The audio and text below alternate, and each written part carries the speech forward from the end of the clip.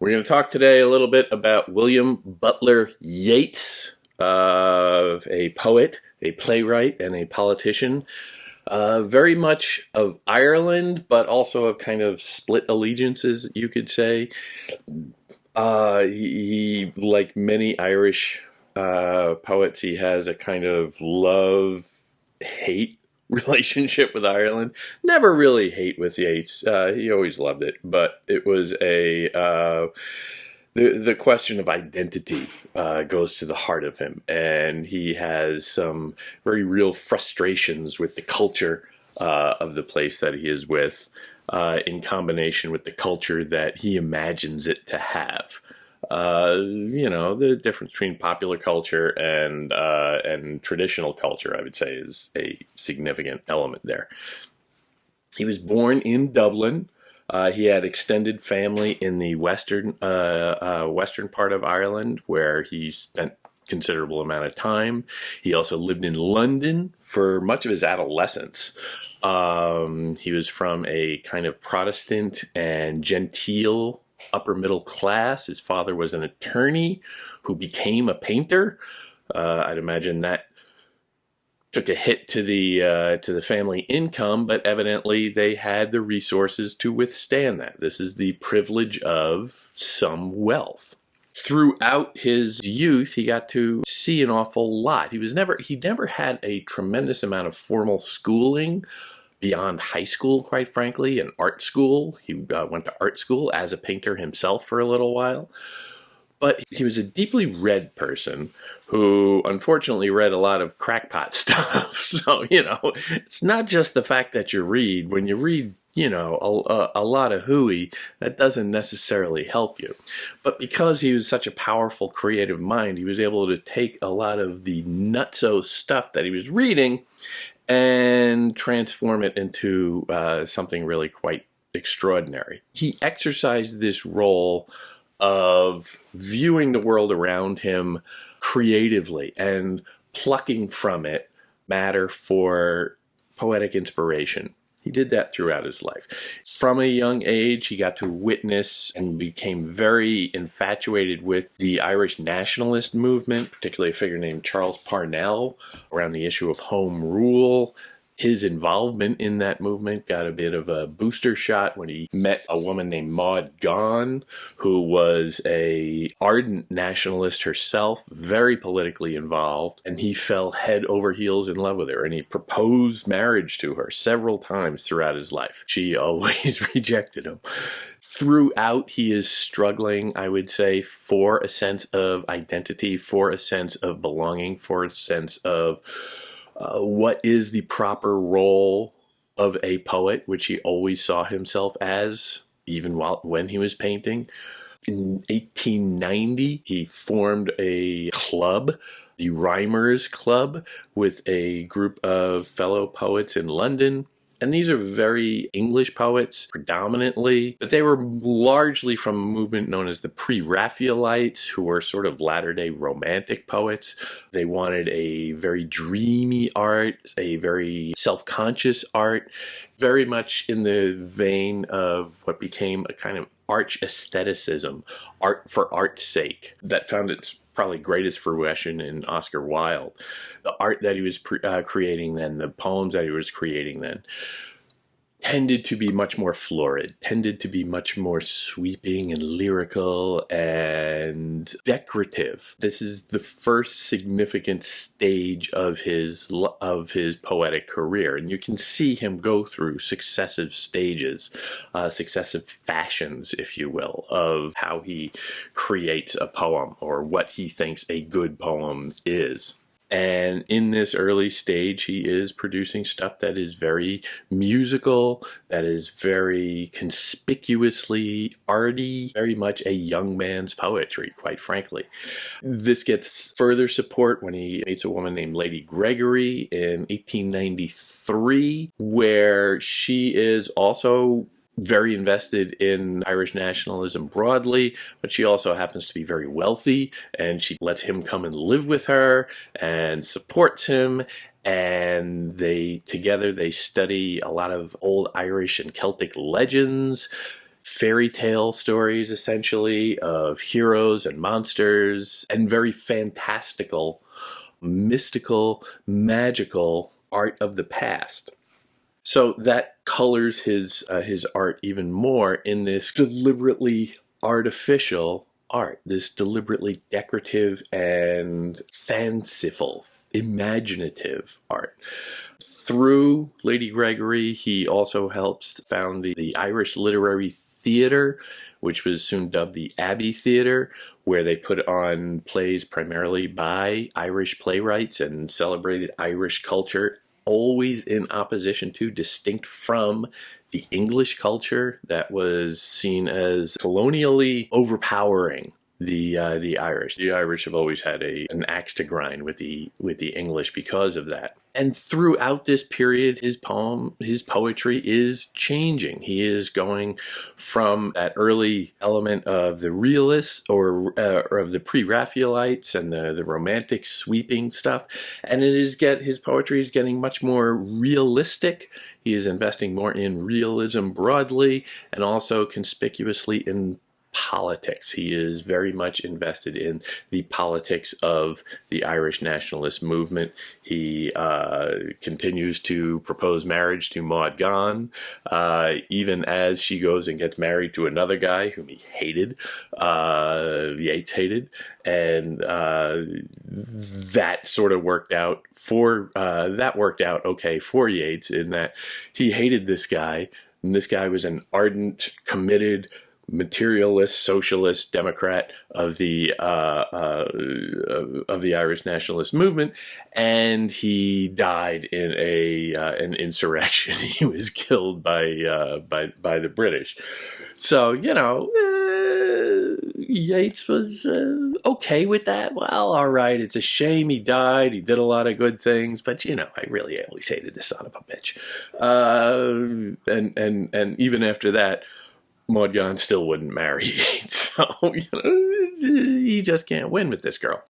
Through this time, he is getting much more involved in politics. He's writing more and more political poetry. He is concerning himself much more with materialist, socialist concerns, but always in some tension with his aesthetic values. The core group of this movement that he was part of is the Sinn Féin Party. The Irish Republican Army is with us still today in Ireland, and that is a very powerful political thread running through the history of the country politically. And he was with it in those early days, in these very violent days. There was a Irish rebellion against Britain. There was followed by an Irish civil war between North and South, essentially, kind of like ours, that led to the partition of Ireland that persisted throughout the rest of the 20th century.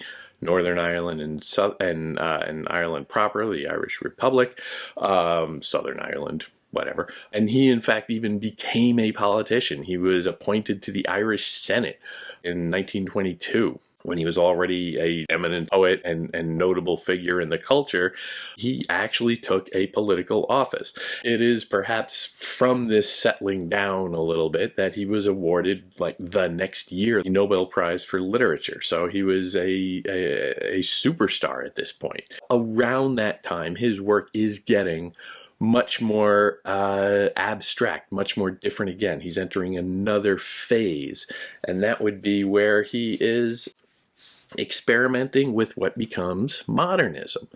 He meets the American poet Ezra Pound in 1909, and Ezra Pound seeks him out and moves in with him. Pound says that Yeats is the only poet really worth reading. So, that's appealing to Yeats's natural egotism, and he is drawn to that. And so they start working together, and Pound is basically taking Yeats's style and making it more like Pound's style, which is very, very modern, very fragmented, getting rid of all of the prettiness, very tough and opaque and difficult to understand. And Yeats, being, the Irishman at heart, can never really embrace that fully. But he lets himself go down that road considerably. His poetry becomes much more difficult to understand, much more reliant on images rather than the musicality, and the conceptual ideas behind it become much more abstruse. And so this last phase, is modernist phase, symbolist phase, you could call it as well, becomes the primary mode of his poetry for the rest of his life. It is not easy poetry to get to. You can read the early stuff and sort of like, oh, well, that's a really pretty poem. And then you get into some of this stuff in those middle years, like the Second Coming and whatever. And it can be tough sledding for a first read. You really need to spend time with those to start to pick apart. And yet, as modernist and abstract and difficult as those poems are, he never loses this ability to just coin a phrase, to just wring music out of a single line, a single word, a single image, where without Yeats, modernism can be very dry, a dried out husk of culture, if you will, which is kind of where it goes with T.S. Eliot and Pound to a degree. But the basic lyricism, the Irish soul in Yeats pushes back against that. And so he maintains some basic formal structure. He maintains rhyme and meter and the occasional lyrical line and these beautiful phrases that on the surface can look very ordinary and even deliberately ugly, but at the same time have about them a kind of fresh music, a kind of unexpected beauty that just, you don't know where that spirit of art comes from, but it's there. And so he is a fascinating figure to deal with. A colorful guy, not always the nicest guy. He does flirt with fascism a little bit towards the end of his life in the 30s. The 30s in Europe when Mussolini and Hitler are running rampant, and he's not uncongenial to what they are saying in certain respects. He was never particularly fond of people. He was a profoundly undemocratic politician. He thought that common people were just, annoying. They were just dry and dull, and there was no point to them. He wanted art. He wanted poetry. He wanted the uncommon, the magical. He really liked living in a remote country estate with Lady Gregory, an aristocrat, a wealthy aristocrat, where he was free to just think about art and philosophy and beauty and to create art and philosophy and beauty all by himself. And he felt that this is the highest realm to which humanity could aspire. And all those people running around in ordinary lives just trying to make a buck and do all the coarse stuff. That was all just, ugh, no point to that. So he loves art and he doesn't really much like people. And you could see that as a continuous theme through his work. But he is a complicated person as well. And reading him as a person is like reading him as a poem or reading the poetry itself. You need to forgive an awful lot. You need to accept an awful lot. At times you need to just agree that, all right, I don't know what's going on there. But you move on. You accept it. You move on. You just keep plugging. And in that, I would say, you are taking part in his basic project. His project of creating art is the same as our project in reading art, in trying to plug through all of the surface dreck to find moments of inspiration, moments of divine beauty within the ordinary.